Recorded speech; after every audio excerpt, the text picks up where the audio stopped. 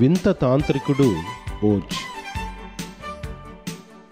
డౌరతి తన పెంపుడు కుక్క టోటోతో తన అంకుల్ హెన్నీ ఫామ్ హౌస్లో ఆడుకుంటూ ఉంది. అంకుల్ ఆంటీలు తోటలోని పొలంలో ఉన్నారు. ఇంతలో అక్కడ భయంకరమైన సుడిగాలి తుఫాను వచ్చింది. డౌరతి టోటోతో పాటు ఓ ప్రదేశంలో కూర్చుండిపోయింది. సుడిగాలి తుఫాను తగ్గే వరకు వేచి చూడాలనుకుంది. కానీ తుఫాను ఇంకా ఉధృతమవసాగింది. అది పంటను నాశనం చేసింది. ఇల్లు ఎగిరిపోయి గుర్తు తెలియని మరో ప్రదేశంలో పడిపోయింది. ఇక్కడ ఏం జరుగుతుంది? నాకు భయం వేస్తుంది. నీకేమైంది? ఎందుకలా పడుకుతున్నావు? అప్పుడొక దేవతా స్త్రీ అక్కడికి వచ్చింది. ఆమె పేరే గ్లాండా. ఆమెతో పాటు ఇంకొందరు వ్యక్తులున్నారు. ఓజ్ ప్రదేశానికి వచ్చిన మీకు స్వాగతం. మేము మీకు కృతజ్ఞతలు తెలుపుకోవాలనుకుంటున్నాం. ఎందుకంటే మీరు భయంకర దుష్ట డాయన్ను చంపేశారు. నేనా? కానీ నేనెవరిని చంపలేదే. లేదు, నీవు దాన్ని మారణాయుధంతో చంపలేదు. అది నీ ఇంటి క్రింద పడి మరణించింది. చూడు, ఇటు చూడు. ఇవి ఆ రాక్షసి చాందిని చెప్పులు. ఇవి ఇప్పుడు నీవే. లేదు, నాకు ఈ చెప్పులే అవసరం లేదు. నేను అంకుల్ ఆంటీ ఇంటికి తిరిగి వెళ్ళిపోవాలి. ఇందుకు నేను నీకే సహాయం చేయలేను. ఆ మిరాట్ మాంత్రికుడు నీకు సహాయపడతాడు. నేను అక్కడికి ఎలా చేరుకోగలను? ఓహో, భయపడవద్దు. నేను నీకు దారిని చూపిస్తాను. ఆ చిన్నదైన ఇటుకల దారి గుండా ప్రయాణం చెయ్యి. నీవు ఆ తాంత్రికుడు ఉండే చోటుకు చేరుకుంటావు. డౌరతి గ్లాండాకు ధన్యవాదాలు తెలిపి టోటోతో పాటు మట్టి ఇటుకల మార్గం వెంట ప్రయాణించసాగింది. అప్పుడు పూతుల, డౌరతి, నువ్వెక్కడికి వెళ్తున్నావో తెలుసుకోవచ్చా అన్న మాటలు విన్న డౌరతి పక్కకు చూసింది. పిట్టల్ని బెదిరించే ఓ బొమ్మ మాట్లాడుతుండడాన్ని గమనించింది. నేను టోటో మిరాట్ తాంత్రికుడు వద్దకి వెళ్తున్నాం.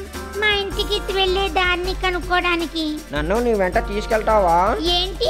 ఆ తాంత్రికునితో నీకేం పని? నాకు మెదడు లేదు.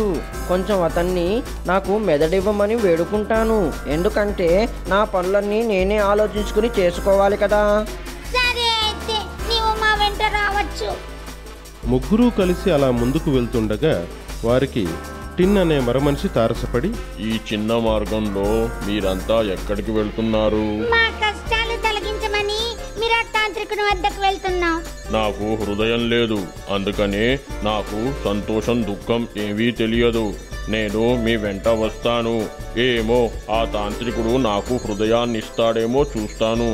అందరూ ఎంతో ఆశతో ముందుకు వెళ్తుండగా వారికో సింహం కనిపించింది. నన్నెవ్వరూ చంపవద్దు, నేను మిమ్మల్ని చంపి తినను. కానీ మేము నిన్నెందుకు చంపుతాం? మేమంతా మా కష్టాలు తొలగించుకోవడానికి తాంత్రికుని వద్దకు వెళ్తున్నాం. నువ్వంతలా ఎందుకు భయపడుతున్నావు? నువ్వే ఈ అడవికి రాజువు కదా. లేదు, నేను ఈ అడవికి రాజును కాను, కానీ రాజును కావాలనుకుంటున్నాను.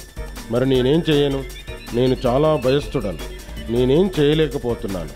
మీతో పాటు తాంత్రికుణ్ణి ధైర్యాన్ని ఇవ్వగలడేమో వచ్చి వేడుకుంటాను. సరే, తాంత్రికుడు నీకేమైనా సహాయం చేయగలడేమో చూద్దాం. వారంతా తాంత్రికుని హవేలీకి చేరుకున్నారు.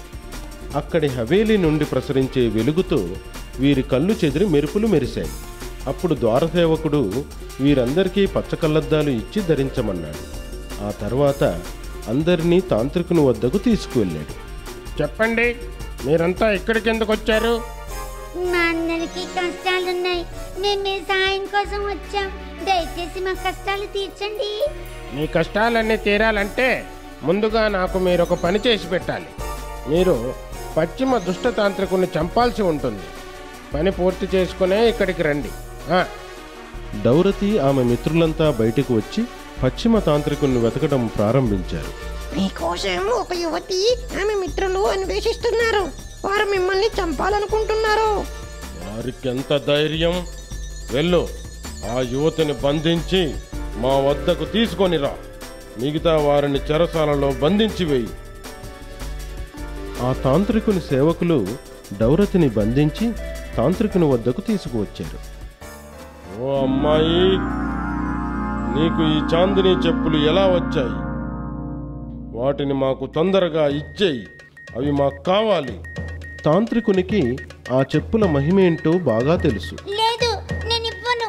ఈ చెప్పులు నావి. నీకు ఇవ్వనంటే ఇవ్వనంతే. ఇవ్వవా మంటి పిల్ల? అయితే నా కర్రతో దెబ్బలు తిను. 1 2 3 4. ఇంకా ఎన్ని దెబ్బలు కొడతానో చూడు.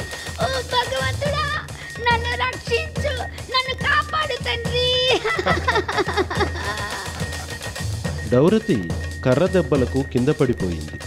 ఒక చెప్పు ఆమె కాలు నుండి విడిపోయింది.